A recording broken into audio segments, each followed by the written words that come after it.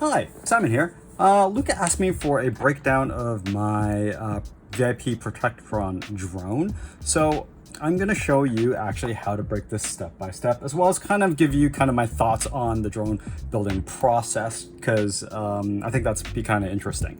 If you notice, this guy's actually a bit chunkier than my usual guys. My usual guys are slightly bigger and more anatomically closer to a minifig or person, but for this one it was kind of chunkier in that kind of world and darkness kind of vibe. So how do we start? Well, normally I start with the head. So here are the pieces that you're going to need for the head section of it. Of course, being a Nusiru, I actually don't know how to pronounce it, the faction that Luke runs, it has to have a beautiful, amazing smiley face. From there, I'm connecting it with one of these clips. These clips are generally one of the things that I highly recommend everyone getting for drone building, or just even greebles that allows you to do anything that can clip is fantastic because it allows for potential rotations.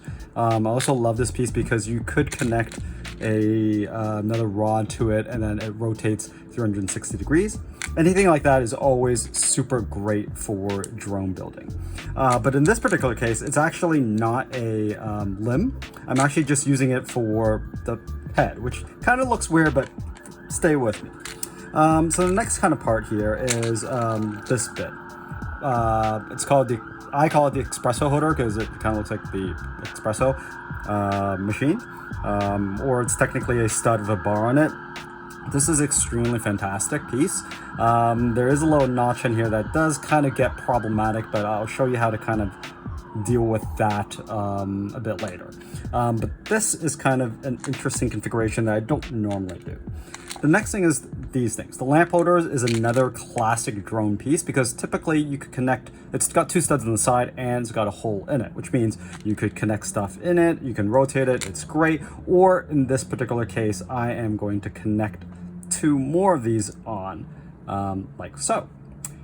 Because I can actually insert a pneumatic T-bar in there. The T-bar is also a mainstay of drone builders because, again, it has bars, 3 of them, which means you can clip things to it, which can rotate 360 degrees. So that's always super nice. So this is actually kind of different and special in that I don't normally do this. Because these are going to be the shoulders that can actually rotate and move.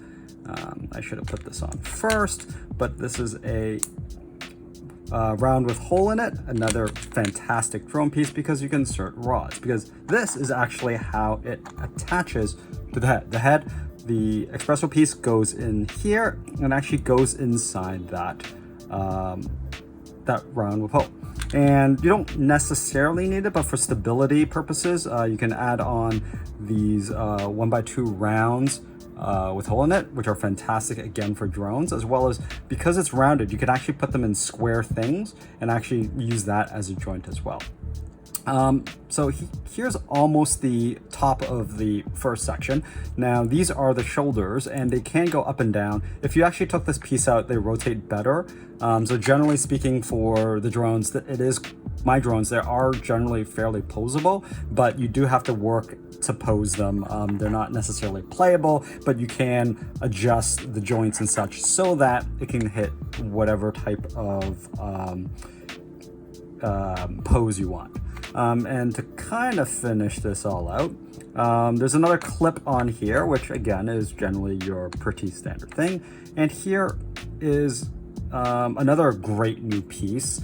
I actually don't know how to name for this thing, but it's a 1x1 plate that's kind of rounded and it's got the bar on it. This is great because it allows for, again, because it's rounded, if you were to put it in a square sides, you can actually rotate that a bit and you'll see how that actually works in the legs later.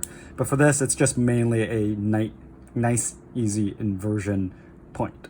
The last two things is actually here it is not functional. It is basically this antenna component. It's up to you if you want to put it in or not. If you notice on this side, it's different because stability wise, this is better than that. So kind of leave it up to you if you want to have the additional mini antenna here or go with a stronger connection for the arm there. And then the last bit are, again, 2 more espresso pieces that do nothing but add just a bit of texture that you can barely see. But if you pick it up and play with it, it's kind of nice. So this is the top half of the drone. Sorry about that. Here's the next part. So this is the bottom part of the drone. So similar to before, we're going to do that same trick and use this configuration of the lamp holders together to basically do a similar thing. So I forget which way it goes. It is, oh, it's gotta be this way. So it's slightly different than before. It is, I'm going to put the 3 together and I'm going to have just basically a spacer piece here. You don't need to use the roller skates. I just like it for that extra texture or greeble. That's up to you. You can use a round, you can use a plate. If you notice here, technically I could have added slightly more I should have, now I think about it, I should put it slightly more texture in there. It's really up to you. But the same trick applies where this is going to be the hips. Again, we're using these T-bars because they allow for us to basically move the hips, as well as connected to the hips, they can rotate the leg up and down. From here, it is pretty straightforward in that this piece goes back in here. You have,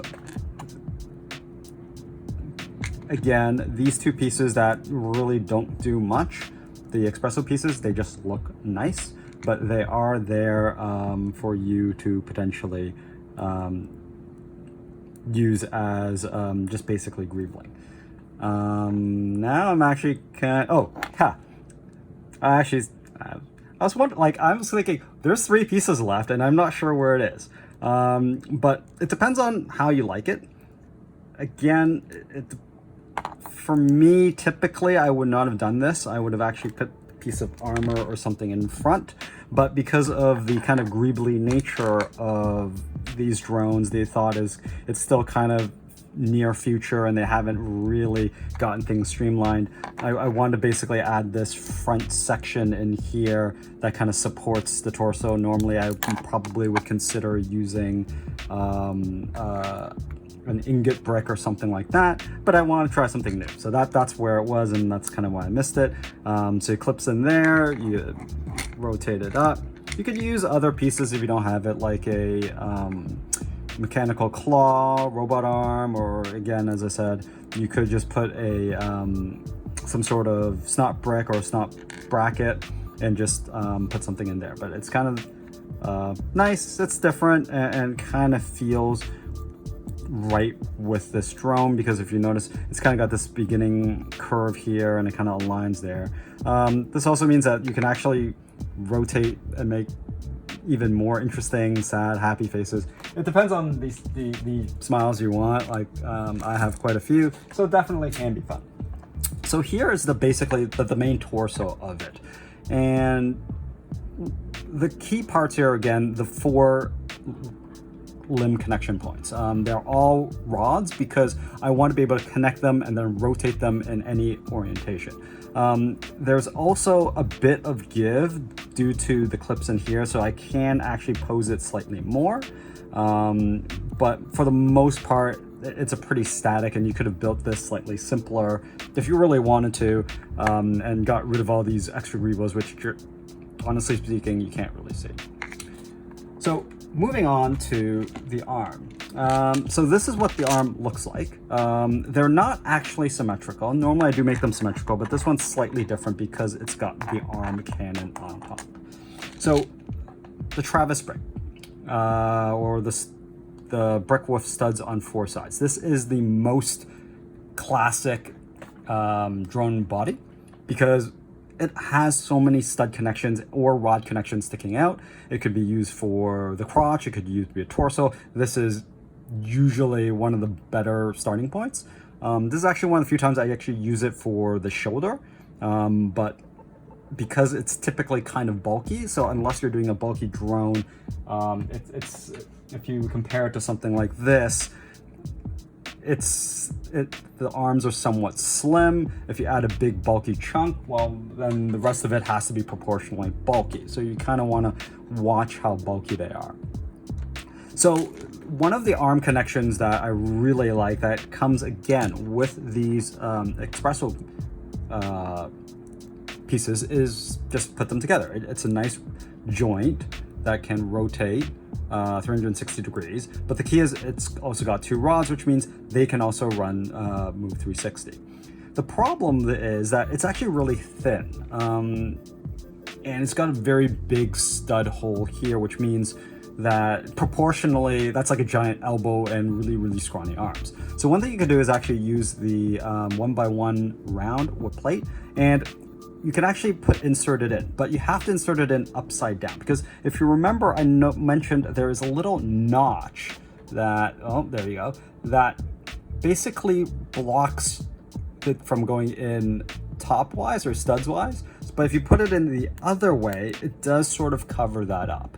That does mean you have a snot round at the front, but it does beef up that arm slightly, and that's a nice little addition to it. Because if you can see, if I didn't do that, it would be really scrawny, or you'd have to insert the arm all the way in, which depending on what you do may or may not be useful. So the arm simply goes into the Travis brick. Note that the anti-stud goes up on top. And there's a particular reason why we want to do that, which is basically the back cannon mount. Very simple, a clip, a stud shooter, and another 1x1 round, and that's basically it. Oh, and a little neck bracket just to break it up so it's not as obvious that it's the stud shooter. The last two pieces are basically just another arm plate and kind of like shoulder armor to kind of close up this gap. Like without it, it's still fine, but I feel like there's a bit too much space, and given how deep this drone was, I wanted to have something there. And this is nice because it's actually, if you imagine, this is, if I had two studs long, it's too long. One stud wouldn't cover that gap. So this is the perfect 1.5 stud solution, as well as because it's rounded, it allows me to rotate it at a 45-degree angle, which covers up that hole nicely. As you can see, basically the arms are exactly the same. The difference is the orientation of the Travis brick, just so I can attach the rocket launcher or the sensor probe ball on top. So there you have the top half of the drone. The last part, or second last part, is the leg. So the leg is pretty standard leg configuration that I feel is pretty common these days. It can bend and basically allows you to potentially put the drone in interesting positions. If you saw my previous post, you see that you can pose it so that it is kneeling down and shooting. Generally speaking, I like my drones to be posable. Partially because I don't know what scene I might use them for, so having that posability, that flexibility is always one of my main concerns when building drones, which is also why, if you notice, a lot of my drones are significantly bigger than a minifig, because it's really hard to get posability this small, though I have been working on it and I do have something coming up. So similar to the arms, usually you need some sort of connection to the rod. I used the Travis brick before, but for hips, the classical solution is the little clip. This clip, it can clip on, it can rotate 360 degrees, which allows the leg to pivot and kind of move really nicely. So the clip goes on to a, I should look better, into one of my favorite pieces, which is the Overwatch gun. I'll take a sec to talk about this because it is such a fantastic piece for making drones. First, similar to why I love the Travis brick, it has 1, 2, 3, 4 stud connections, and they each have holes in them. You can't insert everything completely through, but you can insert enough that it's really nice. Unlike the Travis brick, it's actually 2 plates thick. So you might not think that's much, but again, if you're going to the holy grail of trying to make something minifig scale, that actually matters a lot. Plus you have this handle, which again, these bars I've said are fantastic for rotation, and it's off at a non-90 degree accent or angle, which means it allows for you to do some more interesting things. So I'm using this really less as a in those sense, and more just kind of like a detail piece, because I wanted just basically this back part here, and I can connect. I could have used a bigger Travis brick, but then again, it gets kind of beefy, whereas this gets the added bonus of the thing in the back, as well as I get my stud inversion, which is really what I was looking for, because I need that other stud inversion for this other clip, which then goes into that other fun piece that I talked about earlier. So this basically becomes my elbow, or knee, sorry. This is another snot brick, or bracket brick, sorry. This, you can really, here I use the curve. Now that I'm thinking about it, maybe I should use just a square one. It really doesn't matter, it's kind of preference up to you. And then because it is the thighs are typically slightly thicker than the shins, I have another 1x1 round there just to beef it out slightly. And then the leg is just a simple inversion. You could use plates for instead of this. I just like the slightly more roundedness. Now, why it's important to use this piece is because it, again, allows you to angle things. So if I had my legs slightly out, I could actually rotate this so that the leg jets out and such.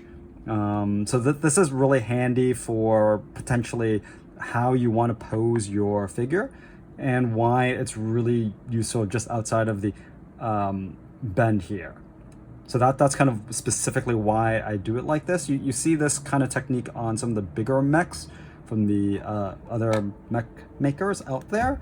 And I just realized I put this on the wrong one because I copied the leg and such. So once you have this in, this goes into the T-bars as such. And we are almost done. So now the last thing that I generally almost always forget when building these drones is the gun. The gun, you don't have to build a gun, but you could use brick arms or some other third-party ones. But if you kind of notice, it's kind of dinky, and because it's big enough, it actually allows you to explore in building guns. Building guns is always really fun, as frustrating as it might be. So usually you want something with a bar on it, or you can use a tap, because that has bars and something to connect to basically the hand. For whatever reason, I decided to use this piece. This is actually not one that I use often, but it actually turned out really, really good. What I did next was I used, once again, this rounded plate with the bar on it. The rounded part isn't that useful or critical for this situation, but it's the clip that I wanted because it makes part of my mag. Goes the other way, right? And yeah, I like it that way. And then from there, I have a ingot brick just to cover up those studs. I have another piece on top, which will become quite important in a sec. This piece here, and this is my favorite part, is that you can actually insert a bucket handle on top. So it's kind of got that M16 handle carry to it. And then on top of that, just basically standard candle holder. And then I have a paint handle for the stock. The nice thing about this is it's actually kind of flexible so that once it gets in there, it doesn't actually interfere or can bend if necessary. So there you go. This is my VIP Protectron drone. I hope you liked it and kind of enjoy this type of content. Let me know in the comments if people actually enjoy this. Maybe I'll do some more. Maybe I'll do some sticker stuff. Let me know. Cheers. Keep building.